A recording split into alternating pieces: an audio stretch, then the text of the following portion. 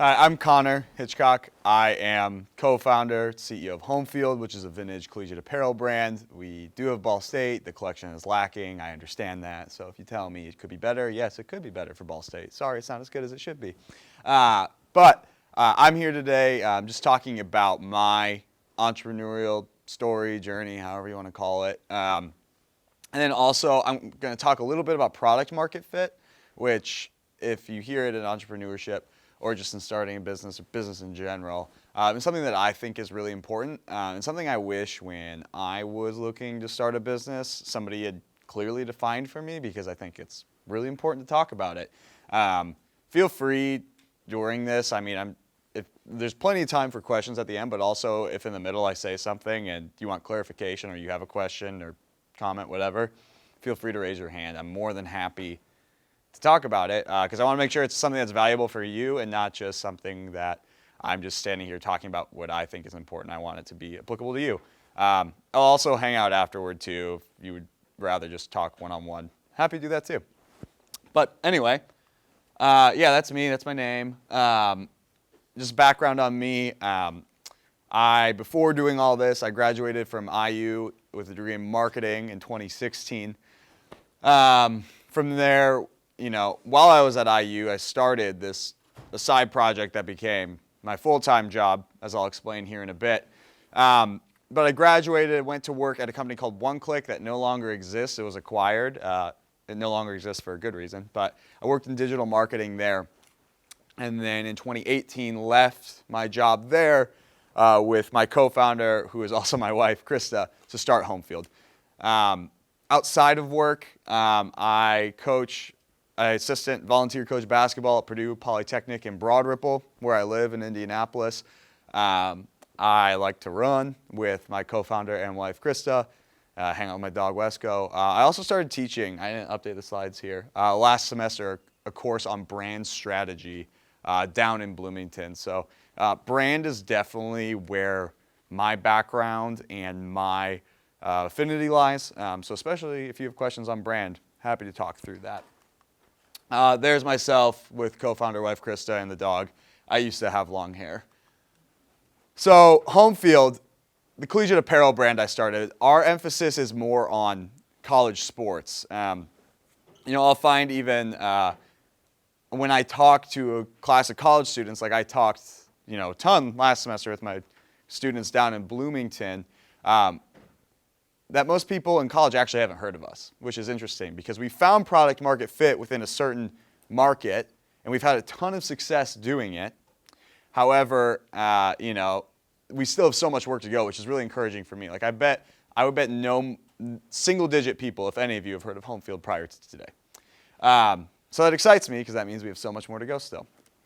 But product market fit, there are tons of ways that it can be, it can be described. But product market fit is essentially when you are offering the perfect thing to the perfect group of people, right? Your product fits your market, whether that be a t-shirt, whether that be services, a technology to, maybe it's a certain group of companies, right? You are solving a problem, look, I'm not solving a problem with apparel, right? It's something that's extra. It's not necessary for your life, but for a collegiate sports fan, having cool apparel might be, in their minds, a problem. But you're offering it to the exact right group of people, and you've hit it when you just see an explosion of growth.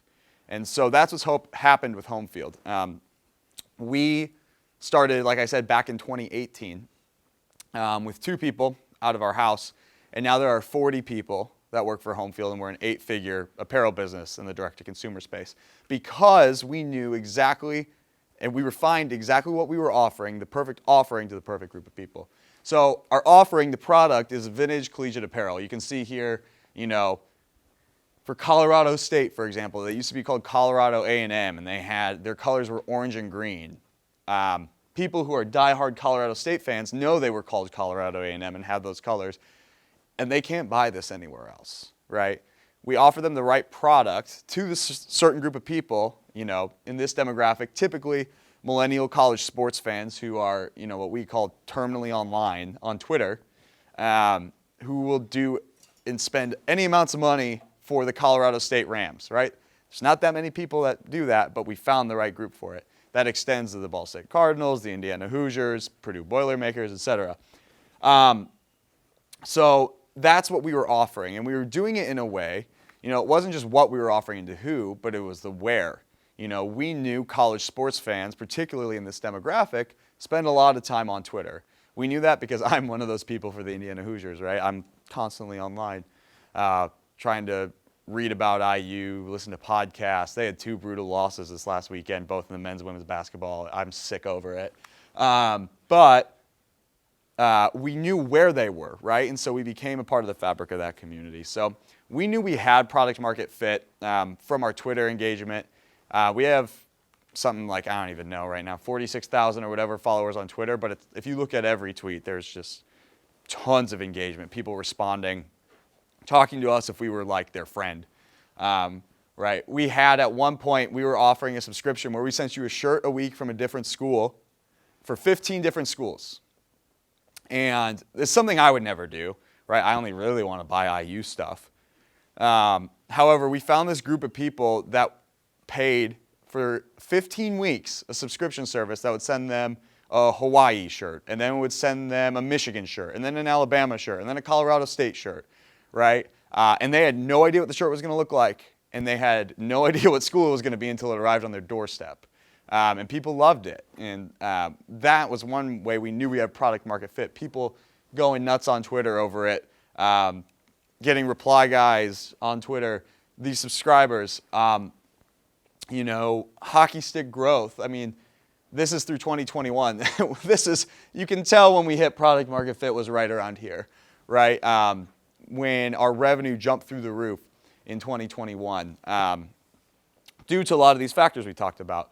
There was a profile in The Athletic, which is, if you read about sports, for that demographic is where people go to read about sports at The Athletic. They did a whole feature-length profile on the home field story and brand. And so, to me, whatever product it is, as people taking an entrepreneurship course, I imagine you have some interest in entrepreneurship, understanding product market fit, that you're offering the exact right thing to the exact right people, is how you seek growth, right? It's not just, oh, look, I made a cool t-shirt.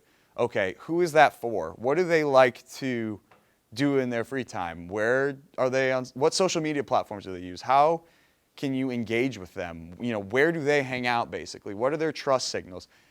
You have to understand who exactly you're going after, then you have to understand every single thing about that person. So it's not just, I have some cool t-shirt designs. I hope people buy them. I put them up on a website, run some Instagram ads. It's about understanding what you are making for the perfect group of people and understanding everything about those people. That's product market fit, in my words. You can find literally hundreds of definitions online about it. So our story, to back it up a bit, I actually started, I was not interested in business at all. I just went to IU. I thought, okay, Kelly's a good business school. I don't know what I want to study. I'll just study business and marketing.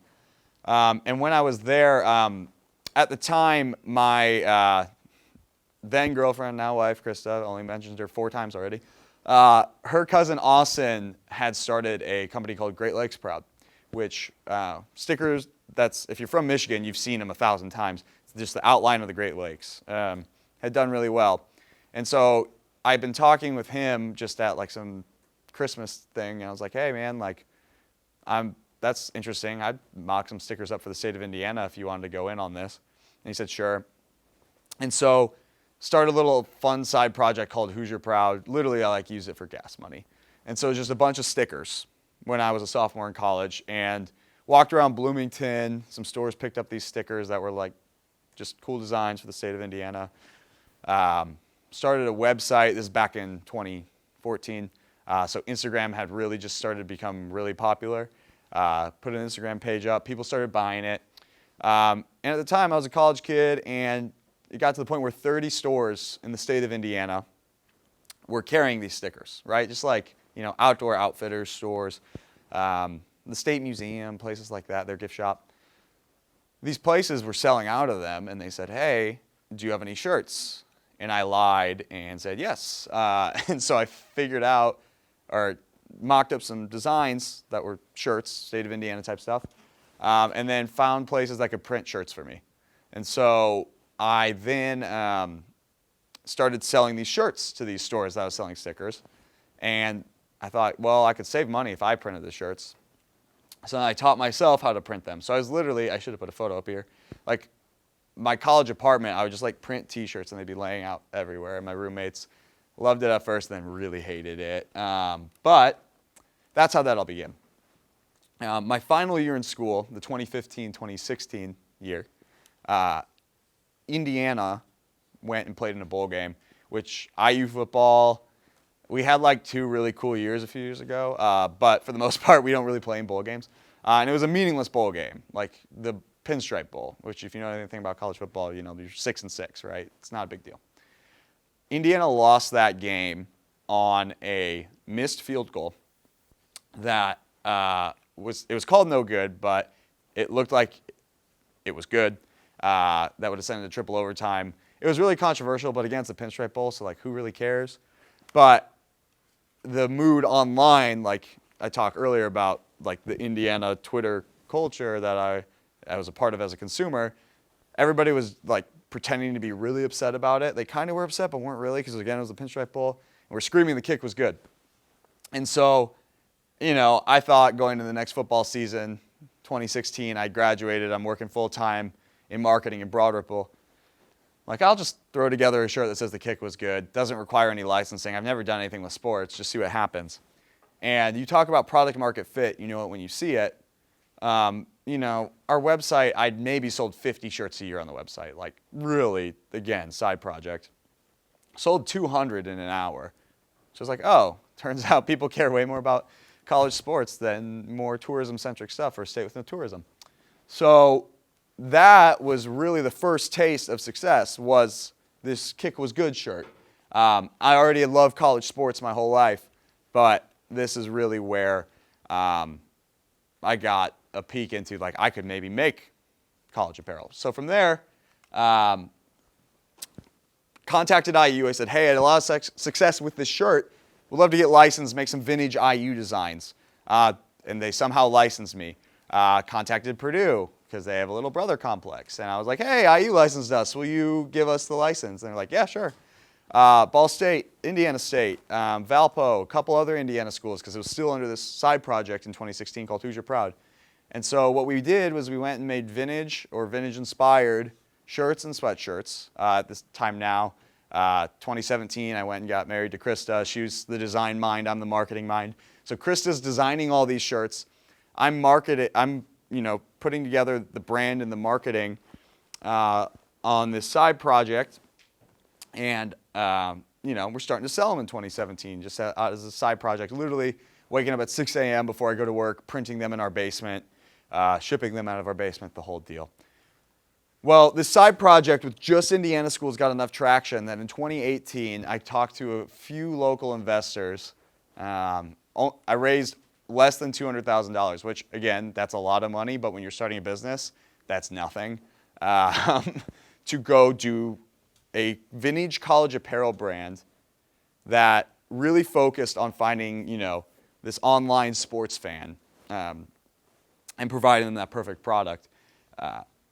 That was the whole idea behind what became Home Field. So out of Who's Your Proud came Home Field. And so we started in an 800 square foot office. It was carpeted. We were screen printing. That's our dog Wesco again. You can see there's just shit everywhere. It was not a glorious beginning, but we started. And as you saw on that chart a few slides back, we did it. We started late 2018, so 2019 was our first full year.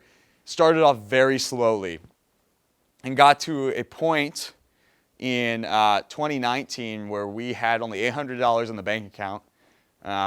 We had just hired our 3rd employee, and Chris and I stopped taking paychecks already. I mean, because to make a brand, it's like I said earlier, it's not just making cool t-shirts. We had the cool t-shirts. We had to make a brand, and to the point I made earlier, most of you, I'd say 90% of you had never heard of Home Field before walking into this class today. It's just really hard to make a brand that resonates and just do it at scale. And so we had a lot of trouble that first year when we were in this dingy office that I lost my security deposit on. But we kept making a great product, and we kept reframing our offering and kept researching where are these people that we can offer this perfect product to. How can we tailor our offer? You know, we weren't necessarily changing the product, we were changing our offering though, right? Our messaging, you know, where we were offering it to this group of people. So it grew. So 2020, or you can see here, there's Krista at our second office. We thought that was an insane day of orders in Black Friday 2020. That's about a tenth of what we put out today. We were still screen printing everything. This was taken at 1 in the morning during Black Friday because we had a great Black Friday and had no way to fulfill all the orders, or we couldn't hire up fast enough. Then we grew again in late 2020, early 21 into a new warehouse. You can see that became the norm there on orders we were putting out on the left. That's our team, a tenth of our team. And I didn't update with the current space, but now we're up to 40 employees. You know, we grew from just the two of us to 4 the next year, to 12 the next year, to 30 the next year, to now 40, with an emphasis on just finding the right people and giving them the right product, and just being obsessive about customer feedback and being obsessive about the people that we're offering it to. The product. The product has always been there. You know, we've updated our product, but even recently, you know, last year we put out a survey to our top 5% of our customers, because at the time we were only offering t-shirts and hoodies. We said, what products do you want to see next? And they rank ordered 5,000 people, rank ordered 30 products, and then the top 5 we just went out and made. So this year we're offering hats for the first time. You know, licensing is tough with it. Licensing is extremely difficult when it comes to, I have to get every product approved wherever I can sell it. So we offered hats though. Fleece joggers, went and made fleece joggers. Long sleeve t-shirts, went and made long sleeve t-shirts. Bomber jackets, we just really started to offer, which are sick. Like we made a great IU bomber jacket. We just did a Kansas State bomber jacket that they sell out in 2 minutes, right? We have this momentum now because we found the people, and when you have the people, you can ask them what they want. It's incredible. If you give people exactly what they want, they'll buy it. It's wild, I know. But that's been our whole focus is, who is this for, and how do we just make this the best experience for them? Rather than like, man, how do we have the best ad strategy to put a ton of money into ads? Like, yes, my background is in marketing and digital advertising. We have good ads, but it's more about the end consumer. And so that's how we've been able to grow exponentially, is that just intense focus really on who is this for. So yeah, to that point though, we've grown to 40 employees. We're still growing. I can't share revenue figures with you, but we've grown to the point where it is an 8-figure business, sustainable, and really becoming part of the fabric of being an online college sports fan. So that's the quick and dirty of our story. Very happy to open up to questions, comments, whatever. Would love to touch on anything. So, yeah. So, could you elaborate a little bit more on like the licensing stuff? Yes. Kick back to them, or yeah. So he asked if I could elaborate on the licensing if you hadn't been able to hear that. So licensing, it's very expensive. Not necessarily like, hey, I'm the University of Michigan, pay me $100,000. It's more, I'm the University of Michigan, every sale, you owe me 20%, the royalty. And so the financials, we're barely at break even because, when you look at a gross margin statement, 20% off the top is insane. So, licensing in the collegiate space is really annoying in that way. You also, but beyond even having to pay them, they're not just like, I'm the University of Michigan, just pay me and you can do whatever you want. You have to prove to them that you are unique, when you're not taking from their other licensees, that you're adding something new. Because if you're the University of Michigan, you're trying to protect your brand, right? I'm not going to give someone a license because that's really just a risk. Like, they're Michigan. They don't need to, you have to show you're adding to the brand. Because then otherwise you're just a risk. So we spent a lot of time in the application process for all of these schools, being like, hey, you know, I get you think you have really nice apparel. You do have different apparel options. Our design is different in this way, but I mean, go and look at our Twitter and see the way people freak out over this brand. You know, it's an engagement with your fan base. You know, we're not simply just adding a new product. We're adding an entire new engagement with licensed product you've never seen before in the direct-to-consumer space. And that's actually in 2020, we got a ton of our licenses that way because traditionally in the college space, everybody's focused on bookstore. Right, so 95% of revenue in the college space is done at the bookstore still. And so there's even one player in the space. They're a $200 million brand that when COVID happened, they did not have a direct-to-consumer website. You've probably seen a ton of their stuff in the Ball State bookstore. I can guarantee it. It has a little winged foot on the sleeve. So they had to lay off a ton of people. And so we, during COVID, you know, we already had a good amount of momentum in late 2019, but we started this marketing campaign that we based off of The Last Dance. If any of you watched The Last Dance, I remember I was obsessed. Like I just love basketball, but I was obsessed with watching The Last Dance. Like it was appointment TV viewing Sunday night, and I would wait all week for it, and I'd sit down and watch it, and I'd be on my phone the whole time on Twitter. And my wife, Krista, would be like, well, there's nothing going on, it's COVID. Like, why are you on your phone when you waited all week? And it's because I was trying to experience it in real time with other people, because people were making jokes about, like, the security guard who, like, did the MJ shrug to MJ, right? And I loved that. All to say, our marketing campaign, how that ties in, we're like, well, what if we created it was a real shoot the moon idea, but like, what if we created an event that everybody had to be on Twitter for, but it was like a product drop? And so that was where this Big New Saturday campaign came out, where we launched a new school a week for 15 weeks every Saturday at noon.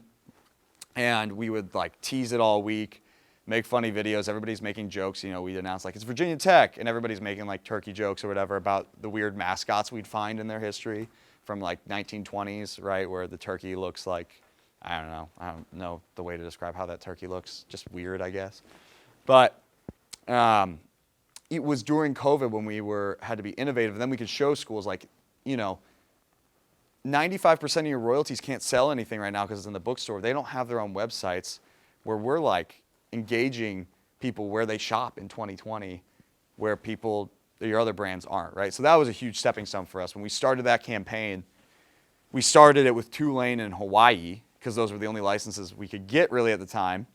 And then by the end of the campaign, we had Alabama and Michigan calling us, saying like, hey, do you think you could add another week onto the end of your campaign? And we were like, sure, fine.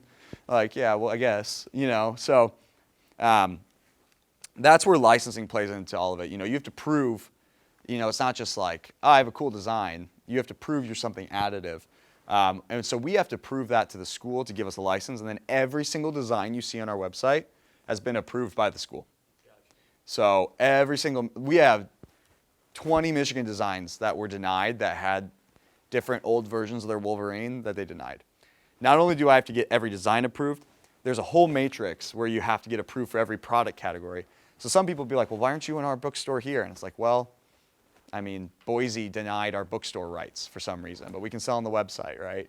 And then you have to get approved for every product type. So some people might be like, well, why don't you have joggers for this school or hats for this school? And it's like, well, they gave us t-shirts, but they didn't give us hats, right? So it's this whole process that's, you know, we hired someone from a licensing agency to work for us full time, but it's really complicated and it's really expensive. So very difficult to break into. But once you're in, it's actually kind of nice because then you have protection on the backside. You know, you still have to keep an eye out for competitors, but you know, somebody can't just swoop in one day with 150 schools like we have. So, yeah, appreciate the question. Yeah. Do you ever, because I know like when you said about IU and Purdue, like the little brother or whatever complex, do you ever do like schools that have like bigger, I don't want to say rivalries, but like I grew up with, my sister was in DePaul and then I had a cousin in Wabash. Oh, yeah. So especially during like the Bell or whatever, like do you guys do stuff like that? Like when there's that kind of time going on to like That's a great question. So if you didn't hear, she was asking if we ever, play into rivalries for schools. We do for sure. My quip about IU Purdue, I was just joking as an IU fan. Purdue, they're wonderful people that we work with a lot. But we will lean into rivalries for sure. We'll do, we actually have something coming up this fall for football games. We're doing like schools of the week or like matchup of the week, and we're dropping certain, products to highlight whatever matchup is coming up. Because, there's definitely this rivalry. During this Big News Saturday campaign I was talking about, we ended up doing 4 seasons of it. And to the point earlier I made about listening to your fans, is giving them what they ask for. By like the third or fourth week of Big News Saturday, people got really invested in how much we were selling for a certain school.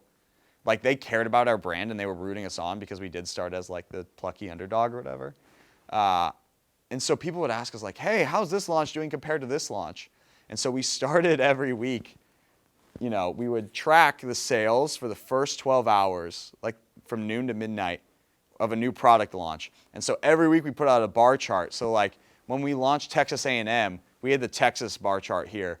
And there people were like, I just went back and bought a second time so we could pass Texas, like for A&M fans, which was wild and felt a little emotionally manipulative, I'm not going to lie. But it was just the sports to get really into it. Or even when we launched, the reason we got Alabama was because we first got Auburn, and then Alabama was like, and Auburn was our biggest launch, and Alabama's licensing director wanted to beat Auburn's record. I'm not kidding you. And then LSU called us after they saw we got Alabama, and they're like, well, we have to have a collection because now we're left out. So even people working at these institutions in the athletic departments are super competitive about T-shirt sales. It was very funny. But, yeah. That's an SEC thing for sure. Oh, yeah. Like those schools are, my dad grew up in Texas and he was just like the Texas pride. Yeah. I was going to go to A&M and I had people who he was friends with growing up and they're like, why don't you go to Texas? And I'm like, But my question is, how do you deal with burnout and people telling you no? Because I have a small business and it is tough because when you're trying to grow and trying to branch out, having people be like, oh, maybe not yet, it is tough. Burnout. So that's an excellent question. If you didn't hear, it was how do you deal with burnout and how do you deal with people telling you no? I'll start with the no first, and I'll go into the burnout. Part of it. So you're going to get told no. I can't put a number on it, but I would say 10 times more than you're going to be told yes. And that's just part of it. And so, you can have the attitude of like, huh, shit, that sucks. Or sorry, I don't know if I'm allowed to curse here. But that sucks. Or you can say like, and just pick yourself up. Or you can get really down on yourself. And so it is the person, it's going to be, you know exactly what I'm going to say. It's the person who picks himself up and keeps doing it. And understand that's not personal though too, right? Like I said earlier, our brand has had a ton of success. I'm not even going to do a show of hands. I would say maybe at max 5 of you had heard of it before this class, right? And it's just like, that's just part of life. Like people are going to say no or they don't know about you, right? And so when you're going in, I was told no so many times walking in, like 19 years old walking in some stickers to like this outdoor outfitter shop in Bloomington. I used to take it really personally when they'd be like, no. I'd be like, well, why not? You know what I mean? It just takes a long time to get to a point where, you have to almost build the demand now. It's fun to see. I've seen so many instances where places I reached out to for years, like LSU, I was talking about a few minutes ago. I called them 3 times, never got a response, emailed them 1,000 times, never got a response, and then they called me later, right? Like that's what's really fun, right? And so the response to that is just pick yourself up and keep going. Understand that's not personal, right? I think that's the hardest piece. When you start something, it's so hard to separate yourself personally from what you've created. Even now, if somebody I've gotten a lot better at it, but it used to really bother me when someone on like Twitter or Instagram would be like, oh, I don't like that design. And I'd like take it personally. It's like, it's just a t-shirt, dude. Like, it's not you, right? It's just a t-shirt. And so, yeah, there's a lot of ways, just continuing to push, but, and pick yourself up and, understand it's personal, but also like, at the end of the day, finding ways to distance yourself from the product or the experience has been a huge learning point for me. To that point, burnout. There's no way around it when you start something. you are going to work a lot, because you can't hire a ton of people. My first 2 years, I probably worked an average of 80 hours a week. And I morally think that's wrong. That's not like, oh, I don't like that. I think it is wrong morally. And I could talk forever on that. But it's what I had to do. But there's so much more to life than starting a business, right? And so as we've established and been able to hire and had the luxury, because I understand most people don't have the luxury at first to hire, I've gone the complete opposite way. I believe there's a great book called Deep Work that talks about just focus. I'm a huge believer in focus, and I would so much rather spend less time really focused than a ton of time distracted on something. But we have a 4-day work week at Homefield. It's not 4 10-hour days. We don't pay people less. It's just 4 days, just get your work done.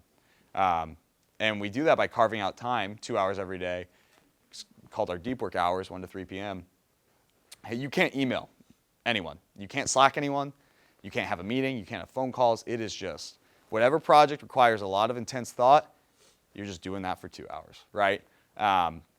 Because I believe, again, I would so much rather work 32 fully rested hours than, I'd rather have somebody else do that than work 60 hours at 60%, right? Our people are happier for working 4 days. We have a super high retention rate, but they also get a lot more done in that time because they're focused and they're happier and they're not distracted thinking about like, man, when am I going to go to the dentist appointment? You go on Friday when we don't have work, or they're just locked in and really about what we make, right? So for me, again, at first it's really hard with burnout. At the same time, because there's always something in your head that's like, I could just do more. Like you can always do more.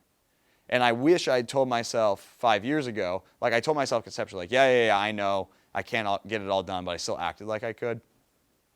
I really wish, like I missed out on things, right? Like I was in college when I did a side project. I already had a long distance girlfriend, so I was already missing out on stuff. Like I wish, it's like, you know what, man, those extra 5 hours on selling stickers, like, while it's valuable lessons, it can be done next week, So that's what I wish I had told myself or learned 8 years ago, wherever. Any other questions?